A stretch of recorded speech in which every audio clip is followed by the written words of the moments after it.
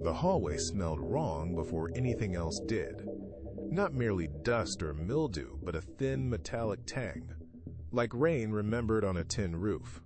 Streetlights bled behind curtained windows in oily pools. The kitchen clock ticked with a small, stubborn lag. I told myself the house was settling, that exhaustion had knotted my nerves after late-night readings and group sessions where I coaxed fear out of strangers like a conjurer coaxing rabbits. Still, the wrongness sat in corners and on the ceiling, patient and waiting. Small, indirect things arrived like nervous twitches. A radio that hummed only when I passed, static resolving into syllables that were almost not language.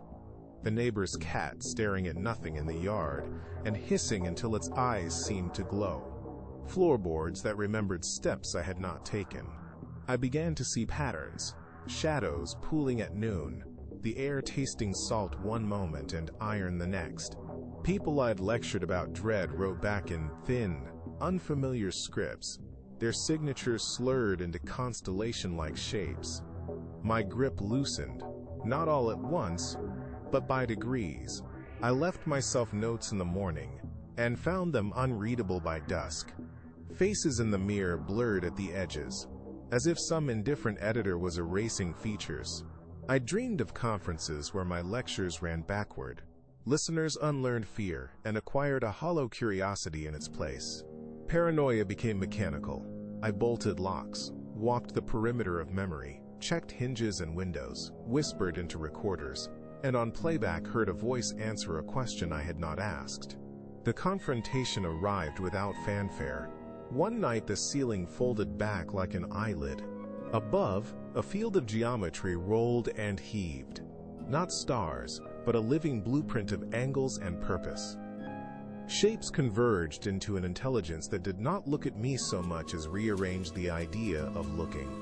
A pressure descended that lined my thoughts like nails and hammered them in. Language failed.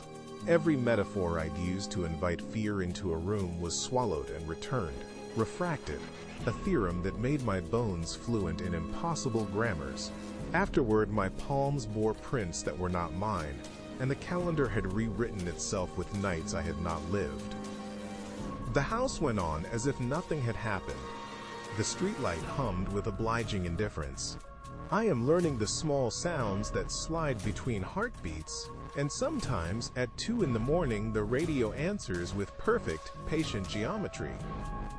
It will come back, and when it does, I will be waiting with the wrongness I have learned to keep.